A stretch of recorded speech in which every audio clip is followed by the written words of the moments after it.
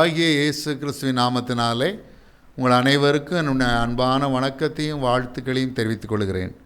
இன்றைய மாலை தியானத்திற்கு ஆதாரமாக சங்கீத புத்தகங்கள் 46வது சங்கீதம் 1வது வசனம். சங்கீதம் 46:1. தேவன் நமக்கு அடைக்கலமும் பலனும் ஆபத்து காலத்தில் அனுகூலமான துணையுமானவர். தேவன் எப்படிப்பட்டவர்? 3 காரியங்கள் சொல்லப்பட்டிருக்கிறது. முதலாவது, அவர் நமக்கு அடைக்கலம். He is our refuge. He is our refuge. அநேக நேரம் பிரச்சனைகள் நம்மை சூழும் பொழுது எங்கேயாவது ஒரு இடத்துல போய் அடைக்கலமாக இருந்து இந்த பிரச்சனைகளிலிருந்து பாதுகாப்பாக இருந்தால் நல்லா இருக்குமே நினைக்கிறோம். ஆண்டவர் அப்படிப்பட்ட ஒரு அடைக்கலத்தை நமக்கு தருவார். வேதம் சொல்லுகிறது, நீதிமொழிகள் 18வது அதிகாரம் 10ஆம் வசனத்தில், கர்த்தரின் நாமம் பலத்த துருகம், நீதிமான் அதற்குள் ஓடி சுகமாயிருப்பான். ஆண்டவர் நமக்கு அடைக்கலாம். பிரச்சனைகள் நம்மை சூழ்ந்து வரும் பொழுது நம் முழங்கால் படிக்கிட்டு அல்லது ஏதாவது ஒரு பாஸ்டரில் ஏதாவது ஒரு பொசிஷனில் உட்கார்ந்து, இயேசுவே, இத்தனை பிரச்சனைகள் என்னை சூழ்ந்து கொண்டிருக்கிறது, இத்தனை போராட்டங்கள் என்னை சூழ்ந்து கொண்டிருக்கிறது, இத்தனை மன குழப்பங்கள் என்னை சூழ்ந்து கொண்டிருக்கிறது, முடிவெடுக்க முடியாத தன்மை என்னை சூழ்ந்து கொண்டிருக்கிறது, என்ன செய்வது என்று தீர்த்து நிற்கிறேன். இந்த சூழ்நிலையில் நீர்தானப்பா என் அடைக்கலாம் என்று சொல்லும் பொழுது இந்த பிரச்சனைகள் நம்மை தாக்காத வண்ணம், நம்மை வீழ்த்தி விடாத வண்ணம், நம்மை நொறுக்கி விடாத வண்ணம் அவர் நமக்கு அடைக்கலமாக இருப்பார். இதான் ஏன் அடைக்கலம். He is our refuge. இரண்டாவதாக பலன். அநேக நேரம் நம்ம பலவீனப்பட்டு போயிடுறோம். மனதளவில் பலவீனப்பட்டு போயிடுறோம், சரீர அளவில் பலவீனப்பட்டு போயிடுறோம். அந்த மாதிரி நாட்களெல்லாம், அந்த மாதிரி சூழ்நிலையிலலாம் தேவன்தான் நமக்கு பலன். ஒரு அழகான ஒரு பாடல் உண்டு, பலன் ஒன்றும் இல்லை தேவா. அவர் பக்தன் விதமாய் பாடுகிறான் தேவனை பார்த்து, தேவா, என்னிடத்தில் பலன் ஒன்றும் இல்லை என்று அவரிடத்தில் வந்து கேட்கிறான். சத்துவம் இல்லாத எனக்கு சத்துவம் தந்தருளும் என்று பாடுகிறான். அதே போல் நம்முடைய பலவீன நேரங்களை, மனதளவிலே நாம் பலவீனப்பட்டாலும் உடலளவிலே நாம் பலவீனப்பட்டாலும் தேவனிடத்தில் வந்து, என் பலனாய் இருந்தருளும் ராஜா, சரீரத்திலே நான் பலவீனத்தோடு படுத்து கொண்டிருக்கிறேன், அல்லது மனதளவிலே பலவீனத்தோடு என்ன செய்யலாம் தெரிந்து கொண்டிருக்கிறேன், எனக்கு நீர்தானையா பலன் என்று கேட்கும் பொழுது தேவ பலன் நம்முடைய சரீரத்திலே இறங்கும். கர்த்தருக்கு காத்திருக்கிறவர்களோ புது பலன் அடைந்து கடுகளைப் போல செட்டைகளை அடித்து எழும்புவார்கள், அவர்கள் ஓடினால் இளைப்படையார்கள், நடந்தாலும் சோர்ந்து பார்கள் என்று வேதம் சொல்கிறது. அவர்தான் ஏன் நமக்கு பலன், அவர்தான் நமக்கு ஜீவன், அவர்தான் நமக்கு தீர்காயுசு, அவர்தான் நமக்கு பலன். ஆண்டவர் சொன்னார், என் கிருபை உனக்கு போதும், பலவீனத்திலே என் பலன் பூரணமாய் விளங்கும்.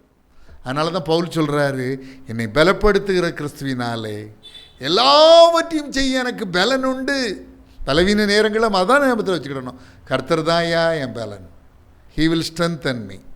அவர் என்னை பலப்படுத்துவார், அவர் தான் எனக்கு பலனாய் இருப்பார். அவருடைய பலன் மகா பலம். அந்த பலம் நம்மளே இறங்கி வரும் பொழுது சிம்சோனை போல பலம் பெற்றவர்களாக நாம் மாறிவிடுகிறோம். அவர் நமக்கு பலன். ஆபத்து காலத்தில் அனுகூலமான துணையுமானவர். A very present help in times of trouble. ஆபத்துகள் நம்முடைய வாழ்க்கையில் அநேக தரம் வருகிறது. பொல்லாத துர்குணம் பிடித்த மனிதர்கள், பொல்லாத துர்குணம் உள்ளவர்களான மனிதர்களால் ஆபத்து வருகிறது, பிசாசினால் ஆபத்து வருகிறது, வியாதி நோய்களினால் ஆபத்துகள் வருகிறது. அந்த நேரத்தில் எல்லாம் a very present help in times of trouble. அனுகூலமான துணை, சரியான நேரத்தில் அவர் துணையாய் வந்து இறங்குவார், உதவி செய்வார், உதவி செய்வார். சரியான நேரத்தில் வந்து உதவி செய்வார். ஆபத்துகள் நம்மை சூழ்ந்திருக்கும் பொழுது கர்த்தருடைய தூதன் அவருக்கு பயந்தவர்களை சூழ பாளையம் இறங்கி அவர்களை விடுவிக்கிறார். சங்கீதம் 34:7 வேதம் சொல்கிறது, கர்த்தருடைய தூதன் வந்து விடுவிப்பார். எசேக்கியாவுடைய வாழ்க்கையில் எதிரிகள் அவனை சூழ்ந்து கொண்டார்கள். அசீரிய படைகள் அவனுக்கு எதிராக பாளையம் இறங்கியது. கர்த்தருடைய தூதன் புறப்பட்டு வந்தான். அசீரிய படைகளில் 185,000 பேரை ஒரே நேரத்திலே சங்கரித்து பெரிய ரட்சிப்பை எசேக்கியா அரசனுக்கு கொடுத்தான். ஒரு தூதன் அவன் காபிரியேல் என்ற நற்செய்தி அறிவிக்கும் பேருள்ள தூதன் அல்ல. இயேசு ஆண்டவருக்காய் கர்த்தருக்காய் யுத்தங்களை நடத்தக்கூடிய மிகாவேல் தூதன் அல்ல. அவன் பேர் இல்லாத சாதாரண தூதன். one ordinary angel of God killed 185,000 enemy soldiers. துணை இல்லையே, எனக்கு துணை இல்லையே, எனக்கு உதவி செய்ய யாரும் இல்லையே என்று நீங்கள் கலங்கி தவிக்கும் பொழுது தேவன் துணையாய் வந்து உங்களுக்கு உதவி செய்வார். துணையாய் வந்து உதவி செய்வார். நாம் ஜெபிக்கலாம். அன்பின் பரம தகப்பனே, தேவன் நமக்கு அடைக்கலமும் பலனும் ஆபத்து காலத்தில் அனுகூலமான துணையுமானவர் இது வேதம் சொல்கிறது. தேவன் நமக்கு அடைக்கலமும் பலனும் ஆபத்து காலத்தில் அனுகூலமான துணையுமானவர். உடைய பிள்ளைகளுக்கு அடைக்கலமாயிருந்தரலும், பலனாயிருந்தரலும், துணையாயிருந்தார். சரீரத்தில் பலன் இல்லையே என்று தவிக்கிற பிள்ளைகளுக்கு சரீரத்தில் நல்ல ஆரோக்கியத்தை கொடுத்தரலும், தொட்டரலும், சுகப்படுத்தியறலும், வலி வேதனைகளில் சரீரத்தில் ஒரு விடுதலையும் பரிபூர்ண சுகத்தை கொடுத்தரலும், சரீரத்தில் உள்ள குறைபாடுகளை குணமாக்கியறலும். நன்றி இயேசு சுவாமி.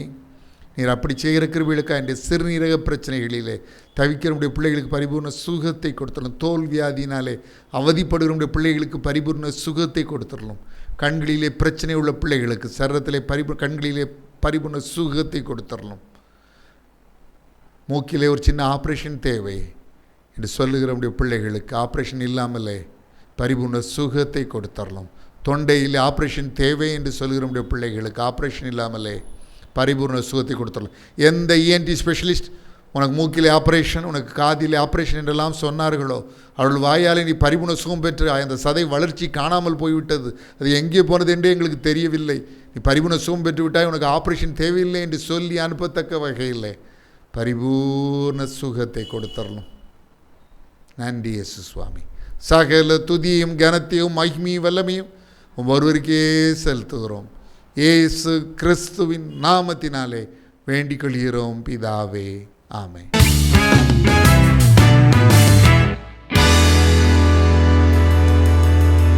எல்லாருக்கும் நம் இயேசு சிறந்தவர்.